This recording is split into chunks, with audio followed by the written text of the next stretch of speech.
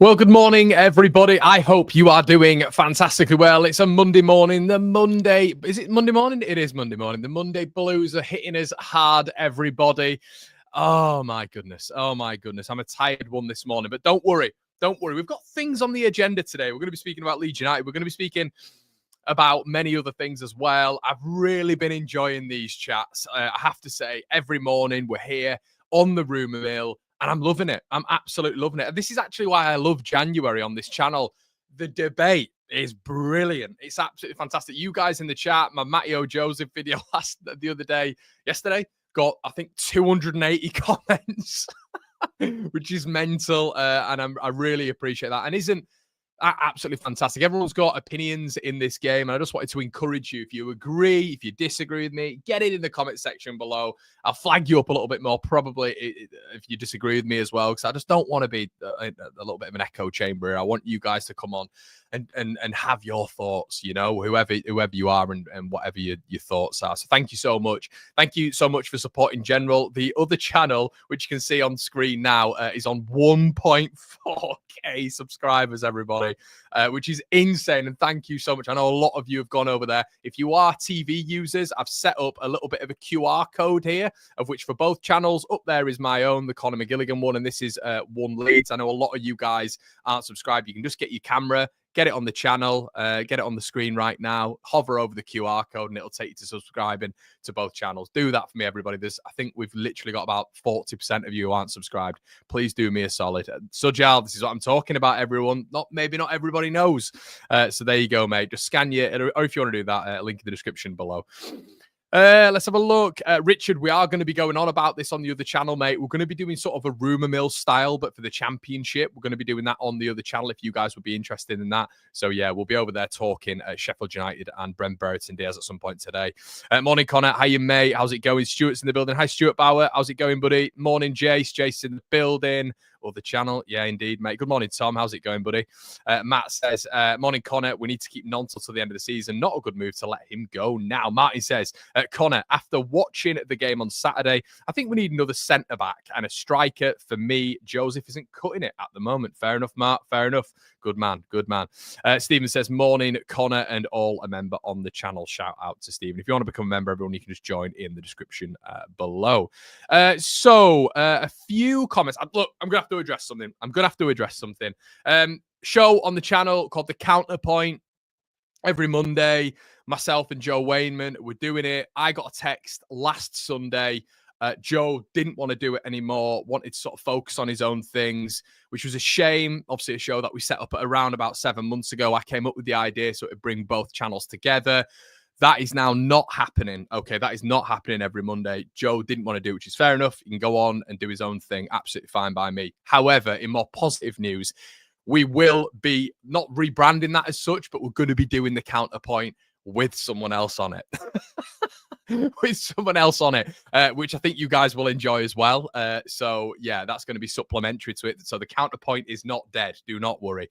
So just wanted to update you guys on that one because look, I would have loved to have continued doing the Counterpoint. It's fair enough. Other people want to do different things. That's absolutely fine. That's life, everybody. You'll go to work. One of your colleagues might want to do something. Another colleague might want to do the other. It is what it is. That's complete. I respect that massively. So, look, it is what it is. We move on and we will be rebranding that Counterpoint very, very soon. I'm just sort of talking to a couple of people now about coming on the show, and I think you guys will enjoy it as well. The timings might be a bit different, but we'll wait and see. And we'll wait and see what happens. Okay, let's have a look at what's going on, shall we, everybody? So I wanted to start off with Mr. Patrick of Bamfordshire. So Nixon, listen, this guy's a bit of a Sheffield-based, South Yorkshire-based journo. I've been in. I think we're all aware of Nixon, Alan Nixon, who does his sort of Patreon and all that sort of stuff. And he seems like a quite knowledgeable guy in and around the Lancashire and South Yorkshire region. He's spoken about Patrick of Bamfordshire. So he's spoken about Bamford, and he's spoken actually about the links with Bamford potentially to Blackburn Rovers. Now, that would be amazing. That would be absolutely amazing. The issue is with Eustace, and Eustace has signed Adam Forshaw and he signed Dion Sanderson. So I don't think when you look at the technical ability and the level of Patrick Bamford, someone like him wouldn't be in Eustace's thoughts. I think Eustace would favour a little bit of a big man up front. I think he'll favour a press. But I think Bamford would actually work really, really well alongside Campbell and Dolan and be that figurehead up front. And there is a bit of rotation that Blackburn need with the injuries that they've got right now. So I actually think Bamford would be a really good option for Eustace. The issue is he's just not fit. He's just not available. So if Bamford's fit, my goodness, like that would be a really good option for a team like Blackburn. I've always said, I thought it would be very much a League One side, but Blackburn, Bamford's agent should be pushing that. The problem is he's not fit. So if he's not fit, and as we're seeing on here right now, but the striker is also on the shopping list, and Bamford is thought to be on their radar. If he becomes available, it remains to see how likely scenario that is given the number 9's recent fitness record and his high wages. So there's interest there. So it'd be great if Leeds could do a little bit of a split in terms of a deal, even if it's a loan with an option/obligation for the other club to buy. That is something I think would be a really, really nice option for Leeds United. It's a really nice option as well, obviously, for Pat Bamford. Getting minutes, potentially a first starting striker as well. And that's one of those of which I would be well on board with and would very much complete quite a nice transfer window for me. If Bam is on his way, look, we go and get a goalkeeper if they don't fancy Darlow. And I'm thinking, okay. All right. So, look, I think that would be a good move for both parties, but he just needs to stay fit. If right now he was fit, and there was, maybe he was, I don't know, for 5 minutes, I'll give him. 5 minutes, he was coming on in games. I'll give him that. 5 minutes, he's coming on in games, blah, blah, blah. Excellent. Okay. His profile's getting out there. His stock is still relatively high. Right now, he's injured for the entire period. He's injured for the entire period of January and potentially going forward. It's not a good look. So I just don't understand how Leeds United get this guy gone. I just don't see it as a thing, unfortunately. Yeah, I don't know. We'll have to wait and see. Bamford is going to sit and count his money. Yeah, maybe, mate. Maybe potentially you're right. Think Jer would be a great counterpoint guest. Really like his well thought out views. Yeah, fair enough, mate. Fair enough. I don't know him. I don't know a lot of these people. The thing with Joe is I've known Joe for 7-8 years, and I've known Oscar for 7-8 years. Obviously, Brownie's been a friend since I was a little boy. Gabe's a very recent friend. We've got a Patreon group now, and we're all good mates on there as well. So you kind of make friends in the space, but maybe I need to step out a little bit more and ask the questions. You guys can ask the content creators as well, but yeah, man, we'll wait and see. But that's absolutely fine. People can do what they want. It's absolutely fine. I don't harbor any resentment towards anyone at all. And I think Joe's fantastic at what he does, and he just probably wants to focus on himself, and that's great. Fair play to him. I would just like to keep the counterpoint going. I quite like the format of the show. I think it's interesting. And we've got a lot of people who disagree with me. So as you can tell by the comment section on every single one of my videos. But that's brilliant. And I enjoy that. I do enjoy that. I've always been like it, guys. I've always loved a good debate. So yeah. Okay, let's get some other bits on the channel as well, shall we? Okay, so what else is going on? Joe Gelhardt, Hull City are closing in on Gelhardt transfer as as Leeds United. I nearly said Man United then. How weird is that? As Leeds United man, nearly said Man United Leeds man for some reason. It's set to join Leeds United striker Joe Gelhardt agrees to join Hull. I'm buzzing for him. I'm absolutely buzzing for him. It's one of those where he deserves it. He deserves the move. I don't think the management of him has been good enough. I think with Gelhardt, everybody, we all know there's a player in there. We brought him as a technically gifted player in for £1 million. What I will say as well off the back of that is how can we blame Joe Gelhardt? How can we have a go at Joe Gelhardt? How can we say to Joe Gelhardt and have the rhetoric around him that he's not been good enough? In what system ever has Joe Gelhardt been seamlessly transitioned into? In what phase at Leeds United has he been given regular minutes? Thinking about it, there was really no point. He's a stocky number 10/number 9, a bit of a 9.5. He's not a winger. He's not quick enough to be a winger. He's explosive over a 5-yard period, and that's it. That's Joe Gelhardt. He's got a clean strike on him. I think he's got a good footballing brain. He's strong, but you have to fit Joe Gelhardt into that. there is no point in just having Joe Gelhardt melting away. And that's not just been with Daniel Farke. That's been with a series of managers right now. So I'm really, really, really hoping that when he goes out, wherever he goes, if it is Hull, if another club comes in for him, they fit him into the system because he deserves it, because Joe Gelhardt is a good football player. He is a good football player. And systematically, it's not worked for him. I don't think any manager we've had has favoured him. And I think he struggled at, 22, nearly 23 years of age. So I really hope Joe goes out, and I really hope he starts that career because he deserves it, Joe Gelhardt. He showed a lot of loyalty to Leeds United. There's never been any murmurs about him leaving, him being upset, annoyed, and all this sort of stuff. And he's a young lad, but he's never really got that start. And Leeds United, look, that it needs to happen. I think it needs to happen for him. So Lodi says Joe was one of the better players in the Premiership. He deserves it, mate. He deserves it. You get Charlie Crew potentially going out on loan too. That's a shame. Farke doesn't seem to rate our youth squad, says Genghis Khan's mum. Look, alongside that, it looks like Charlie Crew is potentially going. There's a whole host of clubs looking to take him on loan. And look, once again, happy for Charlie. I think it would be a good move for him. He's not going to get any minutes. I was surprised to not see him get minutes the other night against Harrogate Town. He didn't, feature whatsoever. And look, it was a perfect game for him to come in. I thought, a very good level of which he could test himself in. He's a tall, rangy midfielder who has got a lot of plaudits. This guy was rated on the same trajectory, on the same level as Archie Gray. He might get there. And this is what we don't do on this channel, everybody. We don't just let youngsters fall by the wayside and comment on them.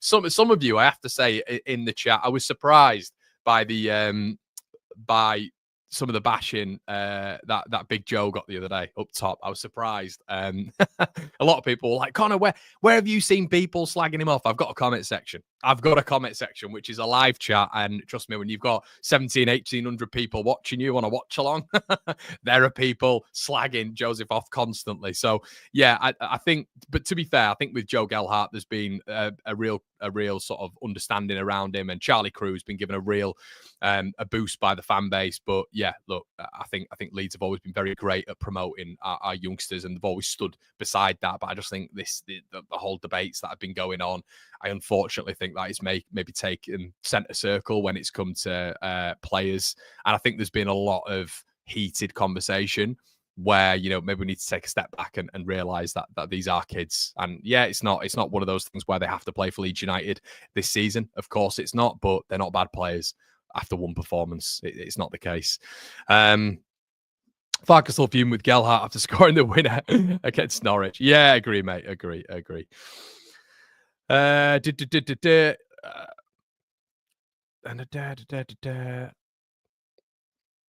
Let's have a look. Definitely right there. Like the letdown by Farke, like Cresswell and Joseph. There was a time when we were screaming at the managers to bring Joffrey on.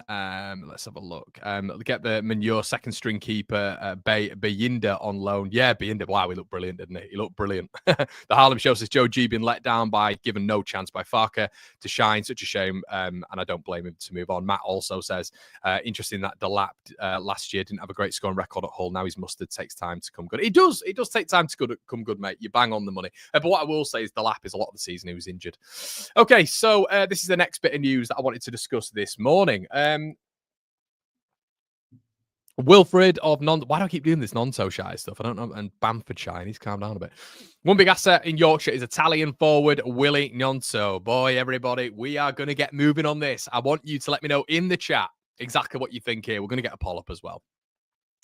Football Insider claims that Leeds United ace Gnonto as admirers in Saudi Arabia this season. This year, I should say. There is concrete interest in the 21-year-old who has penned a new deal in August. As expected, it is added that there is no desire at LUFC to sell Gnonto, despite the admiration, I can't speak, for wealthy clubs. He has a key role to play in the promotion push and is under contract until 2028.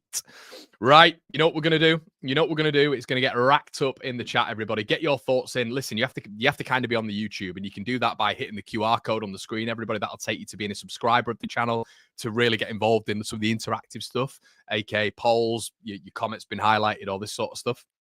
Okay, so Willie Gnonto. Have a look at the poll, everyone. stay, and I'm going to put this as blanket. I'm going to put it as blanket, right? So go, okay? So if Leeds, and the context is, if Leeds are offered a big wage, a big transfer, a big transfer sort of offer this window, I want you to let me know in the chat. Does he stay or does he go? Matt says keep. He's a match winner for us. Sell him and bring in Lath. Will it is a good season, but poor for me. Won't get into the Italian team. Time to cash in on Gnonto. If the price is right, he has been underwhelming. Okay. Yeah, man. I think the interesting thing when it comes to Wilfried Gnonto is, has he been as bad as people actually think? Is it a recency bias with the game against Harrogate, where there was a fair few of them who weren't great, if we're honest? Currently, he's top of the assist chart. Goals and assists, he's fourth in the Leeds United side, which he's got 9 goals and assists, which is actually the exact same as Brendan Aronson and Daniel James. FootMob, I think, have given him the 5th highest rating in the Leeds United side. Expected goals per 90, he's 3rd. What else has he got on this chart? Big chances created. He's created the most chances in the Leeds United side. That's big chances created, just chances created, which is a different metric. It's on a lesser scale. He's got the 2nd biggest chances created in the Leeds United side. Successful dribbles per 90, he's 3rd. So I'm interested. I'm interested why this is the case. Why do you guys think that? Stay, it's 50-50, right? So I want you guys to let me know in the chat. So for me, Wilfried Gnonto, and I got criticised a hell of a lot in the chat for saying I thought the front four the other night, going forward, is the best front four we could have. Let me just bring the rhetoric and the logic towards that. Okay? So, as I keep saying, on that right-hand side, there is a genuine conversation between Gnonto and Dan James. Of course there is. Of course there is. Genuine conversation. And it's a meritocracy. It's a meritocracy, this game that we call football under Daniel Farker, unless you're talking about Ilan Meslier.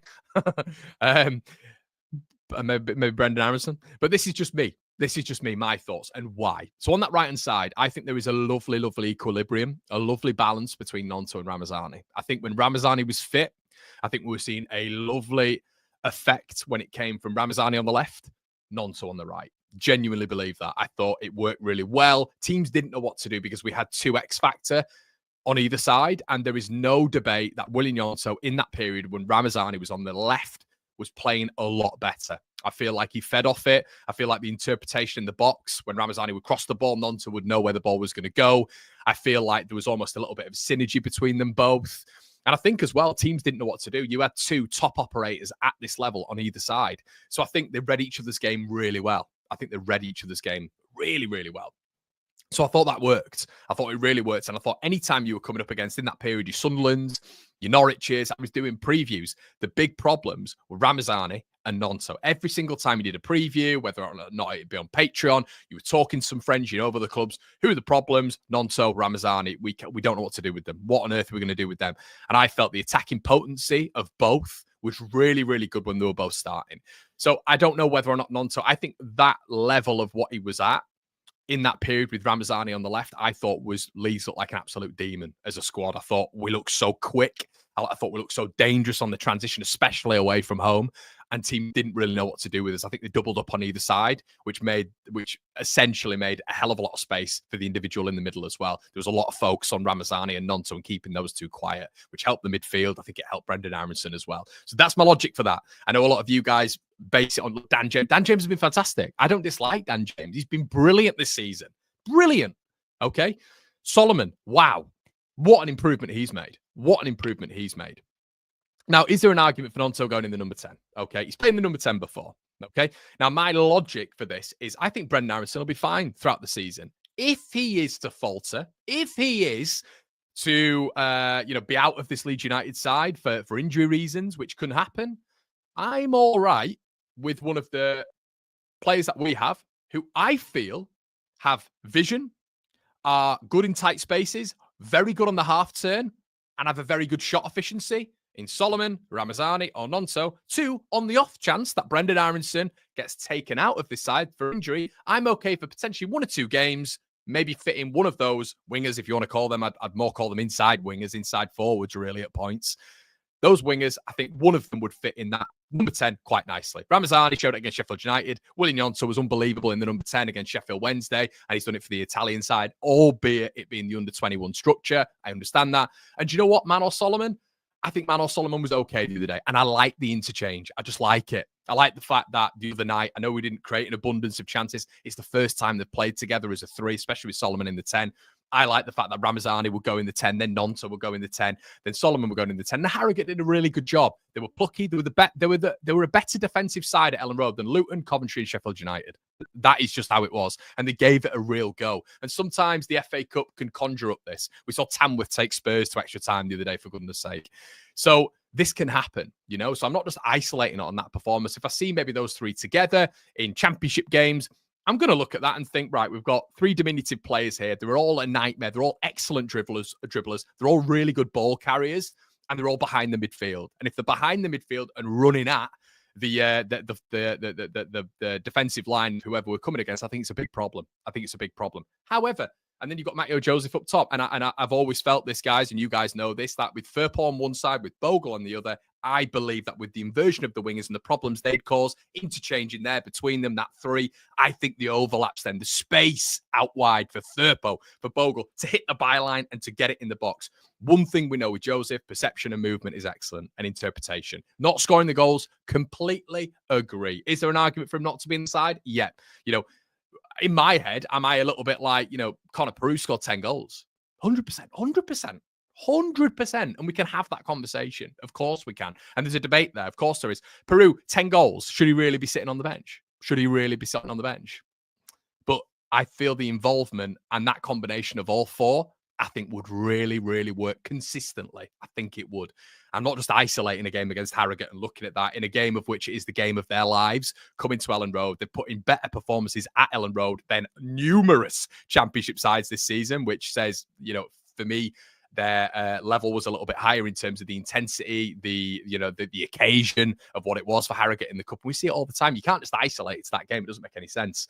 So for me, look, completely understand with Joseph that people wanting him out. I get it. I'm probably just looking more systematically at this. And I think maybe Joseph in a certain system would work better with the fullbacks readily there and that three in behind. But overall, everybody, is Aronson going to be out this side? I don't think he will. And how are you going to convince a number 10 to come in and sit on the bench? This guy's fit all the time. He's playing consistently. If you're going to get a top operator as a number 10 coming into Leeds, you need to guarantee him minutes.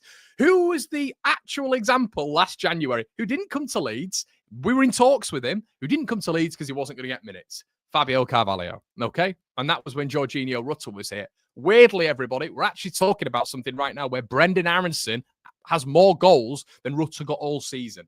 Now, I understand that's bizarre. Is he a better player than Gigi Rutter? No way. Not in a month of Sunday. But we're actually on a period right now where I might not be the biggest fan of him. You guys might not be the biggest fan of him. I think sometimes he's a little bit halted, I should say, in his ability to create. And I think his vision is unbelievable. But this season he's been, he's the most chances created for Leeds. He's created big chances for Leeds. He's got 3 assists, not great, but he's going to up those numbers in the second half of the season. For me, he's got 7 goals. So if you're bringing in a 10, they have to be guaranteed minutes. And if you bring in a 10, you want that level of number 10 to be really good. But if you've got players simply who can fit that mold for 1 or 2 games, like, would we all be that bothered if Solomon was maybe in that number 10 for 1 or 2 or 3 games? I don't think we'd be bothered. Would we? Would we be bothered? I don't think so. Okay, let's have a quick look at what you guys are saying. Sorry, I went off on a bit of a talk there, didn't I? But yeah, I think that's an interesting part of it. XXAO. Mate, I'm struggling to say your name. Yes, 50 million for Gnonto is reasonable tag, decent for a top team. And for me, everybody, that's why I kind of come back to the Gnonto argument and say absolutely not. Absolutely not. You know, do I want Wilfried Gnonto in a Premier League campaign, even if it's off the bench and we do something else? Yeah, 100%. I mean, when we went down, it was tumultuous with Leeds United. There was issues with Leeds United. He was the star player, wasn't he? His numbers didn't reflect that, but we all know when we're in the Premier League, when he put that goal in against Man United under Jesse Marsh, Sam Allardyce, there's one player who we're looking towards, you know. Obviously, some of them came into it in the Championship season, but Wilfried Gnonto, I do think, can acclimatise to that Premier League level. I do think so. And he has done before. He has done before. The numbers might not reflect that, but with Leeds United, when we were up there was one man we were all looking toward. And the squad will be better going up, but this squad needs a lot doing to it, a hell of a lot doing to it. Matt says, Gnonto hasn't performed on the wing, but apparently he'll do a job in the 10. He's too selfish at times. Matt, do you know what it is, mate? It's just a preference. Why?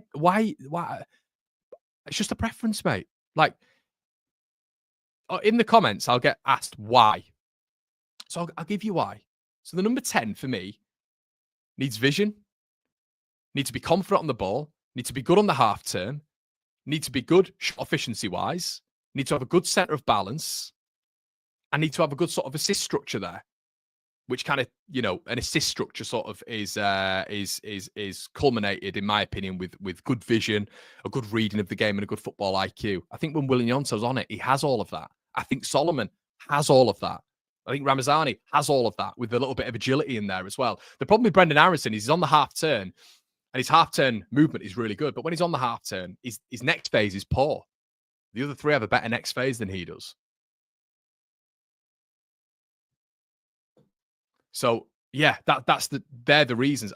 A winger can play the number 10. What are we talking about here? What are we talking about?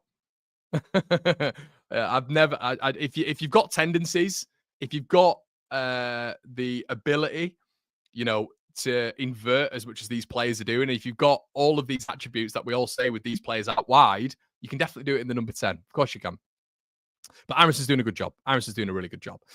In my opinion. So yeah, who's to say that we genuinely won't get Brendan Aronson for the rest of the season? You bring in a number 10 now, you spend a lot of money on a number 10. Look, guys, I want right now Leeds United to go and get a goalkeeper, a left back, a centre back. Of course I do. Of course I do. Of course I'd want that.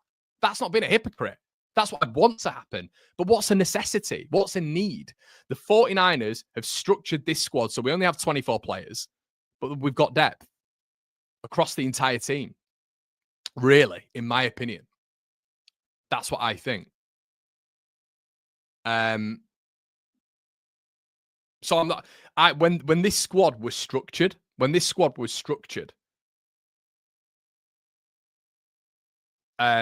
the summer, guys, we were all coming on, and I can see everybody in the chat who maybe have just, which is fine. It's football, isn't it? And I get there's a panic right now. I understand it, even though we're top of the league. At the start, we were all saying in the chat, a lot of you anyway, was saying, Connor, what a team. Connor, we're going to win the league. Connor, you'd see Tanaka, you saw Rothwell. Oh my God, these are our replacement players. Now we can go to a 4-3-3 if we want. We have that ability right now as well. We can completely change around that number 10 role anyway. We don't have to have a number 10. We can have two advanced 8s in Tanaka and Rothwell. We can do that. For a centre-back option, we have Ethan Ampadu. We don't want to put Ampadu back there, but worst comes to it, Ethan Ampadu in a back two is not too bad, is it? It's not ideal, but you've actually got this season Rothwell and Tanaka who've shown that in the midfield they've got a really good synergy, a really good partnership, and they work together. So you've got rotations there. Gilavogi didn't look great, of course he didn't, but you've got Ethan who can fill in that role. You've got Verbis still at the squad. I thought he'd be gone by now. He's an Austrian international who plays with Ralf Rangnick. He was wanted by Leipzig. He's wanted by Borussia Mönchengladbach. It's not happening because of the structure of the deal. Okay, so he's with us in the Championship. He can play centre-back. Left back, you've got Isaac Schmidt, who played really, really well the other day. Sam Byram, I don't like at left back at all. Sam Byram, I don't mind at all at right back. Left back, I don't like him there, to be honest. It's my personal preference. Don't like him. I think Leeds' attack is stunted when he's at left back because he's not a left-footed player, because he's not a left back. Yeah? But across the squad, you've got options, in my opinion. Guys, at that point, we do the battle lines every Thursday, and we're all talking on there as if Leeds have got the best squad. Other squads need to invest, all this sort of stuff. And we're seeing squads like Burnley invest, blah, blah, blah, blah. Morgan Whittaker, I would much rather have Ramazani, Gnonto, James, and Solomon as wide options than Morgan Whittaker. I would, and it's going to work. Don't get me wrong. At Burnley, he'll probably do all right. There's a bit of competition there, but we've got 4 wingers as competition there. There's a conversation of all of them in Premier League wingers. There's a conversation, a debate. I just think it's madness at the minute, personally, from my standpoint. I think it's madness. I think this window, I understand the likes of Crew going out, the likes of Bamford potentially going out, Bamford and Gelhardt both going out. I think there's a conversation that we could bring in a youngster as a striker. I think there's a conversation there, definitely. But overall, in that, I feel like in the number 10 position, we can deal with it. I don't think Brendan, I think, will be fine for the rest of the season. If he's not, I think for 1 or 2 games, you can get one of those going in the number 10. It's not risking it. It's not risking it because they're very good football players. And we bought them in. And the rap sheet at Leeds United for so long, everybody, has been about us having versatile players. It's been since the Bielsa days, and it seems like it's carried on right now. It's all about versatility. It really is when it comes to certain individuals having a Swiss Army knife. And we're at an advantage right now. We don't have to change the squad, in my opinion, anyway. We've got options available right now. It's a beautiful thing, guys. It's a beautiful thing. If there's one position that we need to improve, in my opinion, it's a goalkeeper. If we don't have the guy between the sticks, we're 6 points better off. We've scored 48 goals with the current structure. With Joseph not being good enough, not been potent enough, with Peru being in and out, with Aronson being not flavour of the month sometimes, a little bit in and out, with us not figuring out the wing structure, with our midfielders not scoring enough goals, we've scored 48 goals. I think Boro in second on like 42, 43. So it can't be that bad. And as I keep mentioning, we're top of the division. Farke has got enough. And we all said it's up to Farke to get us promoted this season. It even comes from Daniel Farke that he doesn't really want any, and he's not going to come out and say it. Of course he's not. But in the summer, you were very aware that he wanted number 10. Very aware. Right now, you're not aware. You're not really getting that understanding from his press conferences that he actually wants any players. I think he seems quite happy. Happy with Meslier, happy with the centre-back options, happy with the midfield options. And I understand he's not going to come out and say it. Of course I do. I'm not stupid. But you got an understanding in the summer of where he wanted reinforcements. At Norwich, when Farke wanted reinforcements, he would say he wanted reinforcements. He would. And that's documented. You can check that on the internet. But let's get into a few of your comments anyway. Josh Madger, striking option. Potentially, mate. Potentially. I just joined. So sorry if you've been over it to death, Connor. However, I can't see Gnonto going to Saudi at this young age. What's the story with it? That's the story, mate. Apparently, there are numerous Saudi clubs looking at him at this moment in time, and they're looking to get a deal done. Lath as well, leaving Boro. Everybody, it looks like he's about to join Atalanta. There's no point in even really talking about that. 18 million quid. Atalanta. Look, it is what it is. We definitely need another keeper. Phil, I wouldn't disagree with you on that, fella. I wouldn't disagree with you on that. But is there a necessity? Is there a necessity for it? And this all comes back to, necessity or wanting, blah, blah, blah. It all just comes back to, are we all right now? We're sitting top of the table. We've scored the most goals. We've got a good defensive record. The guy between the sticks has thrown in a fair few goals, and we're still top. Right? We're still top. I think you improve the goalkeeper by maybe putting Darlow in, which is what he was brought in for, by the way. Which is what Darlow was brought in for. I thought he was good the other night when called upon. Darlow goes in. No mistakes. Maybe a few, but not the mistake level that we're getting right now, where you look at probably the 19 goals Leeds have conceded and you can attribute at least 8 or 9 of them to the goalkeeper. You take that out, Leeds is probably 6 or 7 points better off. And this is what I don't understand. Is there a clamour for 4 players? Or 5 players or 6 players, whatever? I don't understand it. I don't get it, because we had the best squad in the league 3 weeks ago. Why is that changing? Why? I don't understand that. That's what I don't understand. Jack says, GK, Cam, and striker needed. We need strength, and other teams are close to us points-wise, and they're strengthening, so they could easily overtake us if they make the right signings. We can't stand still. What I'll say about that, Jack, is fair point, mate, and I get what you're saying there. What I'll say about that is the GK, I agree with you. But as I say, I don't see it as a necessity when you got Carl Darlow, and he was recruited for that. He was recruited to be the second goalkeeper. What else was Carl? We're speaking about with Brownie. Why was he brought in? Just as a cheerleader. Carl Darlow was brought in to be that substitute to Eli Melly when he wasn't doing well or when he was out. That's up to Daniel Farke to put Carl Darlow in. That's up to Daniel Farke, right? But the other positions,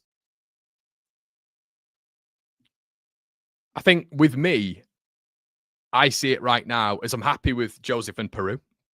I'm happy with that. I think Peru has been decent this season. I think Joseph has a lot more promise to go. I think Joseph's been good enough. He needs goals, guys. He needs goals. I'm happy to admit that. I'm big boy enough to admit that he needs goals.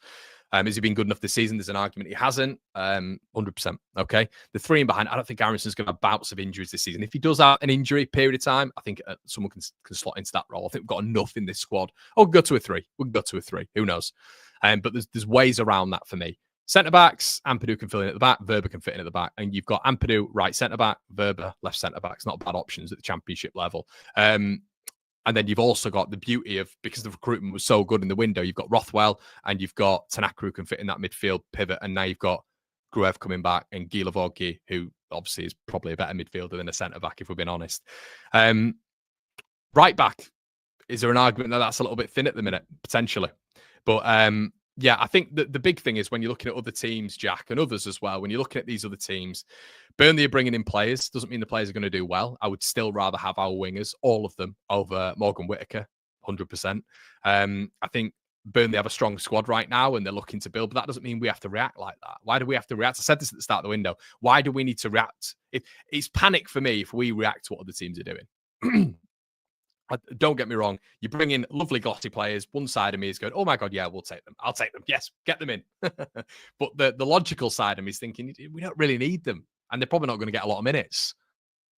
So how are you going to convince the players to come in, their agents to sell to Leeds United if you want good quality players? As I said, Fabio Carvalho been the example last January. Emi Buendia been another example. Wasn't going to come. Neither were going to come. That's why when people were talking about Lath, he's not going to get enough minutes. He's not going to get enough minutes coming into Leeds United. It's not going to happen. He's not going to be starting. Farke will not start in, week out. So, yeah. Let's have a look at what you guys are saying. I'm sure the comments are going to be going mentally. I'll say, get your thoughts.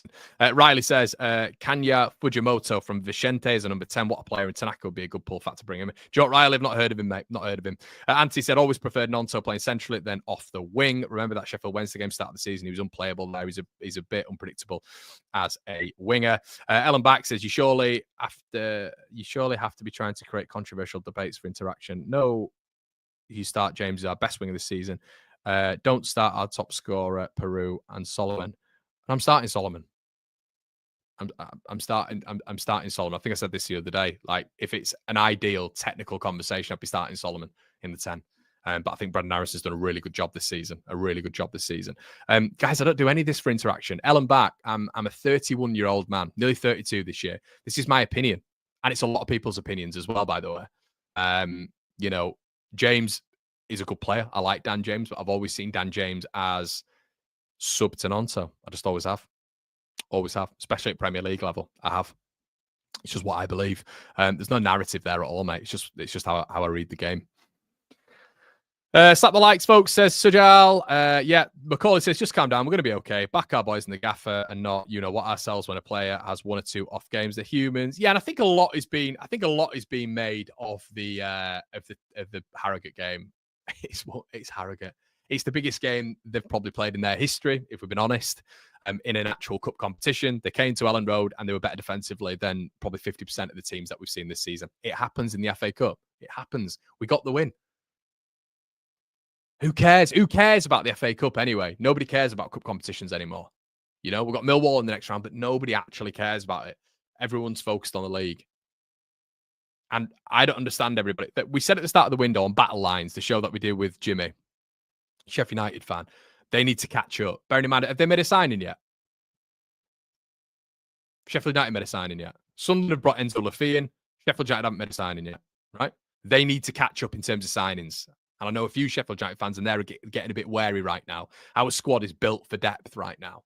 And we only have 24 players in the squad. That's good recruitment. It's really good recruitment.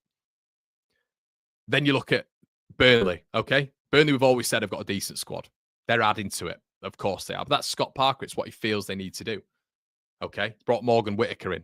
How many minutes is he going to get with Benson being back and all this sort of stuff? So if what we want to do is throw what at a wall and seeing what sticks and giving Daniel Farke all these options, go out and do it. Go out and do it. But why are the 49ers not doing it? Why is Daniel Farke not claiming, kind of like he did in the summer, that he needs certain players? Why? Why is there not really any obvious links out the club? Why has Joseph not been linked away? If Farke doesn't rate him. Why is Gnonto not on the way to Saudi Arabia right now if he doesn't rate him?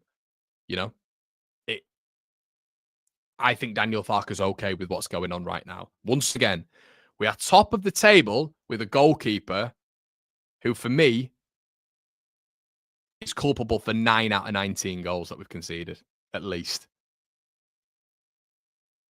For me. There is one position, in my opinion, that we need to change, and it's not changed from the whole City game, because we win that game, by the way. We win that game. We win the game at Sunderland. It's not for the goalkeeper. Argument that we win the game against Portsmouth as well. There's a fair few points that have been dropped there. So if we're better, if the goalkeeper has just eradicated mistakes like he had last season to this season, if he's eradicated mistakes, we're not even talking about a number 10. We're not even talking about a centre-back. We're not talking about anything. That's the truth. I've done these shows for long enough. There's no one talking about doing a 10, doing a blah, blah, blah, doing a blah, blah, blah. It doesn't happen. If the goalkeeper's not thrown in the goals that he has done, and we're 6 or 7 points better off, minimum, nobody's talking about it. We sat pretty at the top of the table. Best goal difference. Scored the most goals. Sujal says, it does feel odd that we're top of the league, scored 46 goals, but we are miserable. I guess it's because we remember our tendency to become charity FC at moments. I wonder why nobody ever comes in for Farke. Leeds can sign players on the promotion promise. Honestly, Connor, a bit of a different opinion. Is Farke good enough to get to the Prem? I do think we are only top as other clubs are poor, so we should be. To be honest, mate, I don't care how you're right. I'm not asked. I'm not bothered about us, other clubs being in and around Leeds United and this, that, and the other. Is he good enough for the Prem? I don't know. I don't know if he's good enough for the Prem. We'll have a short leash when he's up there. I can tell you that for a fact. But right now, I'm content with him. It's top of the table. As much as people think I'm Farke out, because on these things, there's a lot of you guys. We have a Patreon WhatsApp group which you can join. Everybody, link in the description below. Shout out Tom and Tim actually who joined yesterday. But there is grey involved in arguments. Yeah, there's grey involved in debates. I'm not. I think you guys all know this with me. I've been very consistent throughout the season. His squad is good enough. The personnel is very good at this level. We've got, I think it's us and Burnley who have the most lucrative squads in the division. And it was set up very well in the summer. Okay. As everybody said at the start of the season, there's no excuses this season. No excuses. And I think the current manager can get the best out of this squad that we've got. And that's proof by where we are. But there is grey involved here. It's not black or white. Just because you don't want signings doesn't mean that you want Farke out. That doesn't make any sense for me. And it doesn't. I've made that very clear on this show multiple times, but people choose not to listen. I think you can put criticism towards a manager, a player. I've always been like this on this channel. I think you can do that, but I think you can praise them as well. We've praised Daniel Farke a hell of a lot this season, which gets ignored. It's always been ignored on this channel. People focus on the negatives, but that he is open for criticism. But right now in this division, Farke is top of the division. We've scored the most goals. We've got a decent defence, but he is culpable. It's his fault for playing Illan Meslier. It's his fault for not dropping him against Portsmouth. It's his fault for not dropping him after Sunderland. And it's going to be his fault for not dropping him against Hull City. Illan Meslier, I feel sorry for him. Because we know right now with the patterns in the trajectory of this guy, he's going to make more mistakes. Minus 4.5 goal prevention last season. Save percentage in the mid-60s, which is terrible, right? So he's going to do it again this year. So we're going to have more mistakes. We're going to be talking about Illan Meslier coming and flapping at corners again. Sheffield Wednesday's whole premise, if they see him in net, is going to be to put the ball on him. And we're never going to see him catch a ball from a set piece. So that's going to happen. So we better get these punches on the ball, but none of us feel secure. None of us will feel secure. And I know a lot of you don't with him between the sticks. That little incremental thing, that's all it needs. No panic, no hysteria. You improve that guy. There is a conversation that Brendan Aronson plays for a majority of the rest of the season, does okay. He's already got 7 goals, 3 assists. A lot of you might call me a hypocrite because I've been like, I'd like Solomon in there. I would. It's just, it's a little bit like FIFA, Football Manager. I think I'd like Solomon in that position. I think I would. I like all of his attributes, but Brendan's doing a fine job and I'm really warming to him. Brendan or Solomon, whatever, doesn't make a difference to me. And to be honest, right now, Solomon or Ramazani doesn't make a big difference to me. I just want Ramazani to get minutes and they can really battle it out. I think Ramazani's got a higher ceiling and he's our player. So yeah, anyway.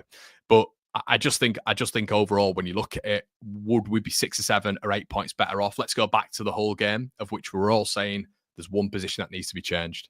Yeah. And we brought in Carl Darlow not long ago, ex-Forest, ex-Newcastle, ex-Hull City's Player of the Year, to be that sub guy. Came in against Harrogate, did a fine job. That's all we need. A fine job. That's it. Don't have to be exemplary. Don't have to be the Cooper, the Trafford, the Ainsley Pears. Don't have to be that. Just come in and do a fine job. That's it. No mistakes. That's all we need. And that happens. You get a goalkeeper who's claiming for a cross, commanding, demanding. Fine. And that, I think, is enough to get us up. I don't see the problem with that. I don't see the hysteria. I don't see the panic. If they're to do all these other plays, great, fantastic. Bring in a 9, 10, but they're smart enough. They're not going to do that. They're not going to do that. You know? And I think the other night, if Daniel Farke hated wingers in the number 10 that much, he wouldn't have done what he did the other night. He wouldn't have done it. Maybe he'd have pushed Rothwell up. Maybe he'd have gone to a midfield 3, put Tanaka and Rothwell a little bit further forward. You can experiment against Harrogate. Maybe he'd have put Peru in the 10. Maybe he'd done that, but he didn't do that. He didn't do that. He put Solomon in the number 10. So if he's that terrible and Farke doesn't think he can play there, he wouldn't have done that. It's still a professional football match. He wouldn't have done it. So that's clearly in his mind a little bit, Solomon in the number 10, because it's an experiment in these cup competitions when you're coming up against lower sides. It's an experiment. My God, this has gone on longer than I thought, everybody. It's only supposed to be 20 minutes. Let's have a look. Wayne says, anyone who sacks the manager whilst top of the league, needs the header wobble. That's like saying a boxer who wins on points would be no good. Yeah, I agree, mate. Otherwise, Farke is probably the man to get us promoted. Ellen says, Farke protects Melee in press conferences, but he could bring him in and out and play Darlow to protect him too. He's maybe one mistake away from Gia's hobbies. That's fine, Ellen, but he's pretty much backed him in the press conference that Elan will be coming straight back in. Now, this is the whole criticism arc here. That, for me, is not good management, because he's not offering any competition. He's not encouraging Darlow at all. Darlow's never going to get in for a league match. That's essentially what he's saying. And Elan Melee, after blunder after blunder after blunder this season, it's a meritocracy for everybody else, but not for Elan Melee. And I think Daniel Farke has called him the best goalkeeper in this division, along with other people saying that. And I think he's a very proud man. He's a very stubborn man. And I don't think he wants to be proven wrong on that front. I presume there's probably a lot of the 49ers mob who are pulling their hair out right now. Could be wrong, but presumably they are. Who knows? Yeah, a little bit of discourse in there. Welsh number 1, he can't be that bad. I think the main reason the negativity is there is because we all expected to win the league comfortably. It's just not the case so far. Right, that's it, mate. And that's understandable. I think we can all put it down to micro bits as well. So-and-so's missed this chance. So-and-so's missed this chance. Of course, you can boil it down to that.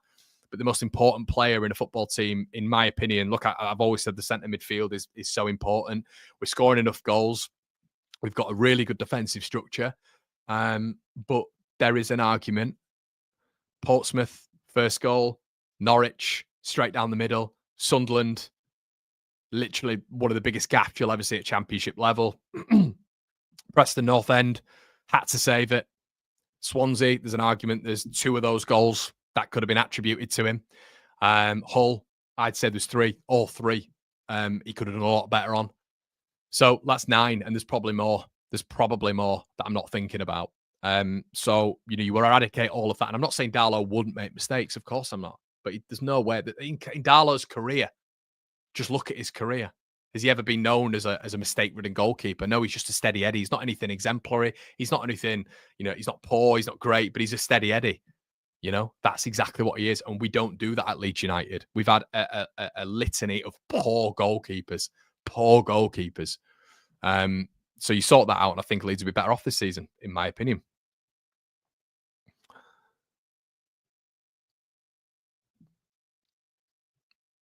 Yeah, exactly. And Gareth, that's how we all feel, mate. That's how we all feel. And I just think I think a lot of what I'd say is we should be positive, in my opinion.